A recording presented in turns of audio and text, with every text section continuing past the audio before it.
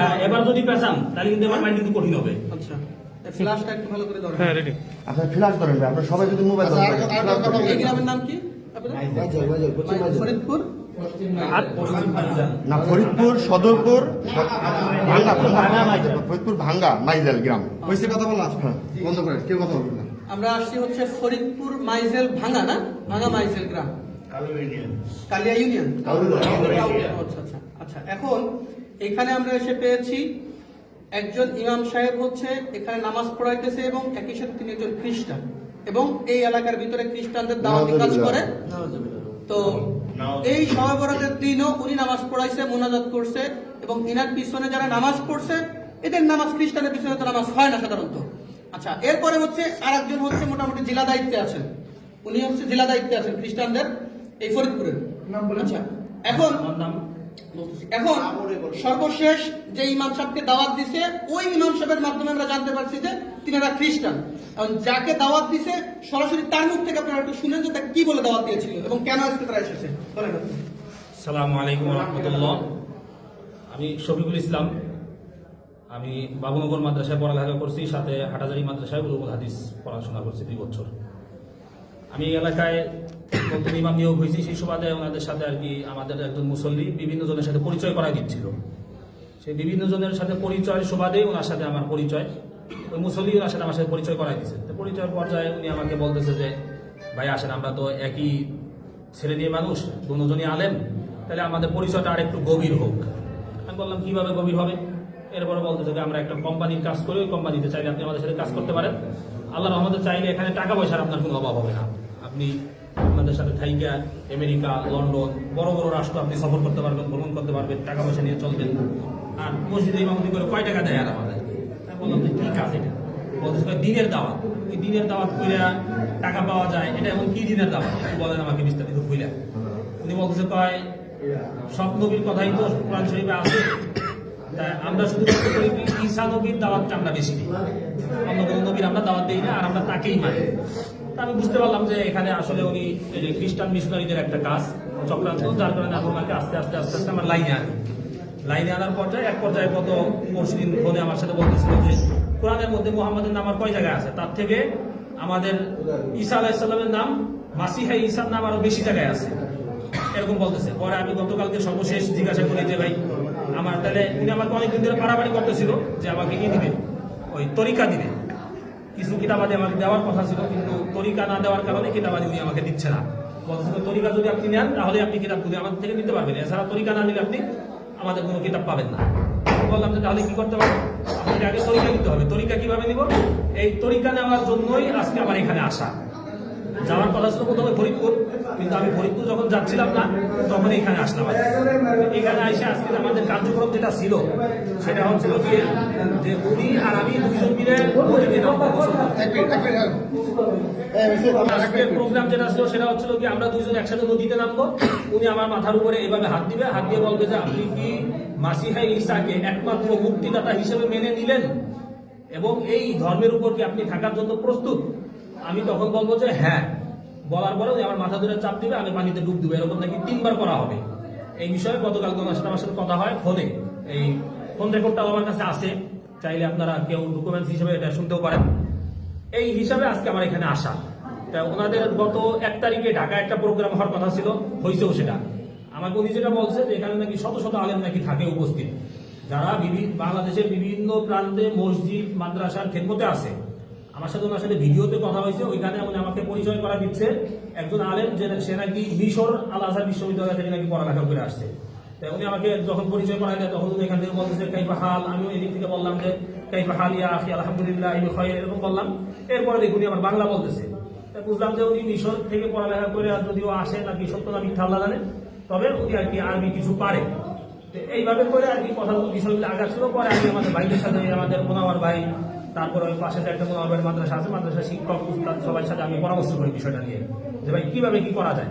কোনটা আমাকে বাকি দিক নির্দেশনা দেয় যে আপনি এইভাবে করে আগান, তাহলে আশা করা যায় আমরা আমাদের বড় একটা গ্রুপকে ইমানের হেফাজত করতে পারবো। এই হচ্ছে আমাদের আজকের বিষয়। তো বাদ বাকি কথা নাই আশা করি স্বীকার করতে হবে এই জন্যই কারণ সকল প্রকারের ডকুমেন্টস আমাদের কাছে অলরেডি আছে। আমার কাছে আছে। এই যে কিতাবগুলি দেখতেছেন, এই কিতাবগুলো উনি আমাকে আগে অনেকবার বলছে যে কিতাবগুলো আমার কাছে আছে, কিন্তু দিবে না কেন? তরিকা না দিলে নাকি কিতাব দিতে পারবে না। এই জন্য গতকাল আমি আসছিলাম ওনার মসজিদে, আইসা আমি মসজিদ থেকে ওনার কিতাবগুলো উনি আমাকে দেখায় নাই, কিন্তু আমি সিস্টেম করে আমি দেখছি কিতাবগুলো, আমি দেখে গেছি। এই কিতাব আর তরিকা এই দুটো নেওয়ার জন্য আজকে মূলত এখানে আসা। তো আমি আপনাদের কাছে আবেদন করবো যে টাকা, হ্যাঁ কিছু টাকাও দেওয়ার কথা ছিল। আমার সাথে ওনাদের একজন আছে, আলেম আছে, যে কুমিল্লা আছে, মুফতি আকিদুল ইসলাম, কুমিল্লা দাউদকান্দিতে আছে, একটা মসজিদের ইমামতি করে, সাথে একটা দাখিল মাদ্রাসা উনি শিক্ষকতা করে। তো ওনার সাথেও আমার সাথে গতকালকে কথা হয়েছে প্রায় 20 মিনিট এই হোয়াটসঅ্যাপে। এটাও আমার কাছে কল রেকর্ড আছে। উনি আমাকে আগে বলছিল গোপালগঞ্জ, কিন্তু উনি তো মাত্র স্বীকার গেল যে আকিদুলের বাড়ি নাকি বাগেরহাট, এরকম আমাকে বলছিল গোপালগঞ্জ, কিন্তু মাইক দেওয়ার ভয়ে হয়তো উনি কি করছে, এখন হয়তো সত্যটা বলতেছে, তাহলে আগে সত্যটা বলছে, এটা বলছে। আকিদুল নাকি এই মাসে 10 জন মুসলমানকে খ্রিস্টান করে ওইখানে নিয়ে আসছে। উনি বলছেন আমাকে যে আকিদুল একজন ইমাম সাহেব, সে 10 জন খ্রিস্টানকে, নাকি মুসলমান যারা খ্রিস্টান হয়েছে, গত এই 1 তারিখের সেমিনারে উনি নিয়ে আসছে। সেমিনারে আমার যাওয়ার কথা ছিল, কিভাবে যাইতে হবে, কিভাবে সবাই ইমাম, হ্যাঁ সেও একজন দাউদকান্দি একজন ইমাম বানাইছে, তারা তো ইমাম, তারা ইমাম কিনা এই ব্যাপারে আমি এটা জিজ্ঞাসা করি না, এটা কি বলে তারা কি বলে বাকি সবাই ইমাম। আচ্ছা আচ্ছা, এখন হলো এই ভদ্রলোক হলো খ্রিস্টান হয়েছে, এবং ইনি শুধু খ্রিস্টান না, ইনার তো আসলে একবার অলরেডি কবরে চলেই গেছে। তো ইনি এখন এই গ্রামে দাওয়াতি কাজ করেন, এই মসজিদের ইমাম সাহেব, এবং এই অঞ্চলে উনি খ্রিস্টানদের দাওয়াতি কাজ করেন। এখন আপনার নাম হলো, আপনার নামটা বলেন। হাবিবুল্লাহ বাহারি। একটু জোরে বলেন। আচ্ছা, প্রথমে পরিচয় দিয়েছিলেন কি? মাওলানা মুফতি হাবিবুল্লাহ বাহারি। পরিচয় উনি প্রথমে দিছে, ওনার নাম হচ্ছে মাওলানা মুফতি হাবিবুল্লাহ বাহারি। এরপরে বলছে উনি ফাজিল শেষ করছে কোনিয়ালিয়া থেকে, দিগনগর থেকে ফাজিল শেষ করছে, আবার মাওলানা মুফতি শেষ করছে। পরবর্তীতে কিছু সময় পরে আবার স্বীকার করছে না মাওলানা মুফতি হয় নাই। তারপরে এই মাওলানা মুফতির টাইটেল পরিচয় ব্যবহার করে সাধারণ মুসলমানদেরকে ধোঁকা দিচ্ছে যে আমি একজন মাওলানা মুফতি, সব যদি খ্রিস্টান হই, তোমাদের খ্রিস্টান হতে সমস্যা কি, বা ইসাই তরিকা গ্রহণ করতে সমস্যা কি? আচ্ছা, তো এখন আপনার গ্রামের বাড়ি হলো কোথায়? মানিহার গ্রাম, থানা জেলা গোপালগঞ্জ, থানা গোপালগঞ্জ, মানিহার গ্রাম। আচ্ছা, আপনার ছেলে সন্তান কয়জন? আচ্ছা, আপনি এ পর্যন্ত দাওয়াত দিয়ে আকিদুল্লাহ খ্রিস্টান বানাইছেন? আচ্ছা, শুধু আকিদুল্লাহ, আর তারপর আর কাউকে দাওয়াত দিয়েছেন? আর এনাকে দাওয়াত দিয়েছেন? কিন্তু আপনি আমাকে বলছেন যে আপনার দেশের অধীনে অলরেডি 5 জন খ্রিস্টান আছে। ওনার অধীনে আরো 5 জন খ্রিস্টান আছে, উনি বলছে, এই রেকর্ড আছে আমাদের কাছে। উনি মিথ্যা কথা বলছে, স্বীকার করছে। উনি বলছেন মিথ্যা কথা। তো উনার এই কথাগুলো আমাদের বের করতে অনেক কষ্ট হয়েছে, জানি না আরো কি পরিমাণ মিথ্যা কথা বা কি পরিমাণ রহস্য ওনার ভিতরে রয়ে গিয়েছে। এরপর আছে ইনি হচ্ছে ইনার গুরু, এবং ইনি হচ্ছে ফরিদপুর জেলার দায়িত্বশীল হচ্ছে এই ভদ্রলোক। এখন এই উপর দিক ক্যামেরার দিকে তাকান। আচ্ছা, আপনার নাম হচ্ছে কি? মাওলানা মুফতি সরোয়ার। জোরে বলেন। জোরে বলেন, মাওলানা মুফতি সরোয়ার। আচ্ছা, মাওলানা মুফতি সরোয়ার, আপনার গ্রাম? আমার গ্রাম বাঁশবাড়িয়া, যন্ত্রণীয় টুঙ্গিপাড়া থানা। দুইজনই গোপালগঞ্জের মানুষ। আচ্ছা আচ্ছা, এখন আপনারা দুইজনেই হচ্ছে এখন রাইট নাও খ্রিস্টান, তাই তো? আচ্ছা, আপনি হচ্ছেন একজন বক্তা একই সাথে, তাই না? আপনি বলছিলেন উনি মোটামুটি অত্র অঞ্চলের মোটামুটি একজন জনপ্রিয় বক্তা, এবং একই সাথে খ্রিস্টান ধর্ম প্রচারক। এবং ওনার কাছ থেকে কতজন এবং এই জিনিসটা কি বলছিল আপনাকে? আচ্ছা, উনি দাওয়াত দিয়েছিল।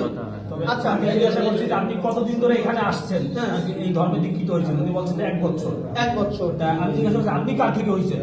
আমি হয়েছি সরোয়ার থেকে। আমি বলছি 1 বছর আসছি এখানে। আচ্ছা, আপনি হয়েছেন সরোয়ার থেকে? আপনি এরকম বলছেন, আপনি সরোয়ার থেকে। এক মিনিট, ওদিকে ফিরে আসুন। মাস ধরে চলাইছে। রাইট, 5 মাস হচ্ছে চলাইছে। হ্যাঁ, ইনি তাহলে চাকরি করে বলে এদিকে তাকান। আপনাকে খ্রিস্টান বানাইছে কে? এক কথায় উত্তর দিবেন। আকিদুল বানাইছে। আর আপনি তো আকিদুলকে খ্রিস্টান বানাইছেন, আপনি স্বীকার করেছেন। তাহলে আপনি তো এক কথায় 4 রকমের কথা বলতেছেন। আপনারা সরাসরি খ্রিস্টান কে বানাইছে? আপনি বলছেন প্রথম ইনার কথা, ইনি হচ্ছে এদিকের প্রধান। আমি সত্যি কথা বলি। আপনি না প্লিজ, আপনাকে খ্রিস্টানের দাওয়াত দিছে উনি? স্ট্রেট ফরওয়ার্ড কথা বলবেন। উনি দেশে চুপ, আর কোনো কথা হবে না। উনি আপনাকে দিছে। তাহলে আপনি বলছেন যে এই পর্যন্ত আপনি কাউকে দাওয়াত দেন নাই। এক, তারপরে হলো যে আপনি হচ্ছে নিজে খ্রিস্টান হয়েছেন, এরপরে আপনি বলছেন, আপনারা ভয়েসে বলছে যে উনি মানে মানে অনেক টাকা পায়, হ্যাঁ, যার কারণে ওই টাকা নিয়ে উনি ফ্ল্যাট নিয়ে ঢাকায় থাকে। একজন ইমাম সাহেবের পক্ষে তো ঢাকায় ফ্ল্যাট নিয়ে 2-3টা ফ্ল্যাট নিয়ে থাকা কি সম্ভব? বলেন। তার মানে উনার মাধ্যমে হাজার হাজার মানুষ খ্রিস্টান হওয়া সম্ভব, কারণ উনি একটা কমিউনিটির লিডার, এই যে ইনি, এবং উনার টাইটেল হলো উনি মৌলানা মুফতি। এগুলো হলো প্রতারণা। হ্যাঁ, এবার গত মাসে 1 লাখ টাকা কামাইছে, তাই না? তাই বলছে ভিডিও আছে। আচ্ছা, আর আপনি এক মিনিট আপনি ওনাকে দাওয়াত দিয়েছেন, স্ট্রেট ফরওয়ার্ড কথা বলবেন, ওনাকে দাওয়াত দিয়েছেন, তোমার কাকা চুপ, দাওয়াত দিয়েছেন, ওকে। আপনি বলছেন যে আপনি করে দাওয়াত দেন নাই। এই একজন পাওয়া গেল আপনাদের খ্রিস্টান, ওই একজন পাওয়া গেল উনি ওনাকে দাওয়াত দিয়েছেন। আচ্ছা আচ্ছা, এই হলো, আচ্ছা এই হলো আমাদের অবস্থা। আর এইরকম অবস্থায় সারা বাংলাদেশে এইরকম অসংখ্য মানুষ পাওয়া যাচ্ছে যারা এই ধরনের প্রতারণা আমাদের মুসলমান কমিউনিটির সাথে করতেছে। ওনারা দুইজনই খ্রিস্টান, অথচ ওনারা টুপি দাড়ি এখনো ওনাদের লিপস্টিক আছে।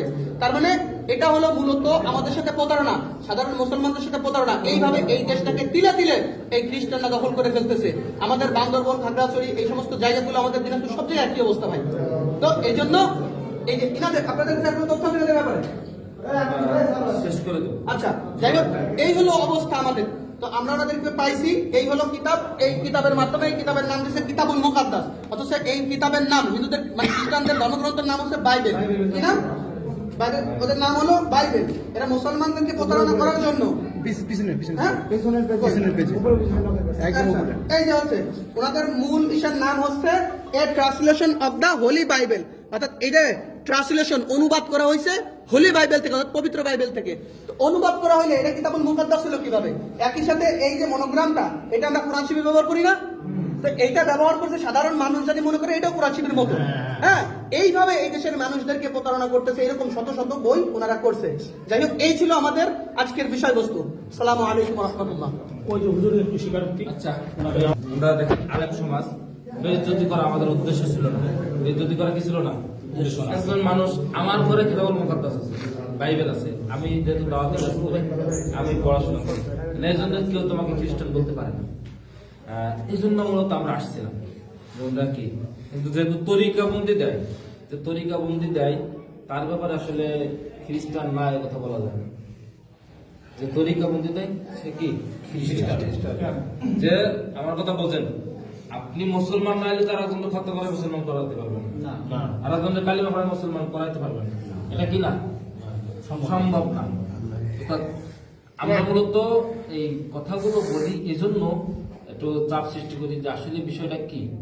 আমরা ওনাদের কাছে একটু চাপাচাপি করছি যাতে যে আমাদের ভাই দিন শেষে তারা সবাই আদম হওয়ার সন্তান, আর মুসলমান ইমানদার হলে তো কোনো কথা নেই। মোবাইল করে কথা বলবেন না, কিছু করে কথা বলবেন না, কানে রাখ কথা বলবেন না। এই জন্য আমরা তাদেরকে জিজ্ঞেস করছিলাম, এই ভাই, আমরা তাদেরকে কি করছিলাম জিজ্ঞেসের পর আমাদের সরোয়ার সাহেব উনি এই যে আমাদের হাবিবুল্লাহ বাহারি সাহেবকে বাইরে করে বাপ্তিস্ম দিয়েছে, তাই তো? হ্যাঁ, এই যে বাপ্তিস্ম দিয়েছে, আমরা আসলে সম্মানিত মানুষ, আমরা চাই না এটা করতে, কিন্তু শয়তানের দোকায় বলে হয়তো করে ফেলছে।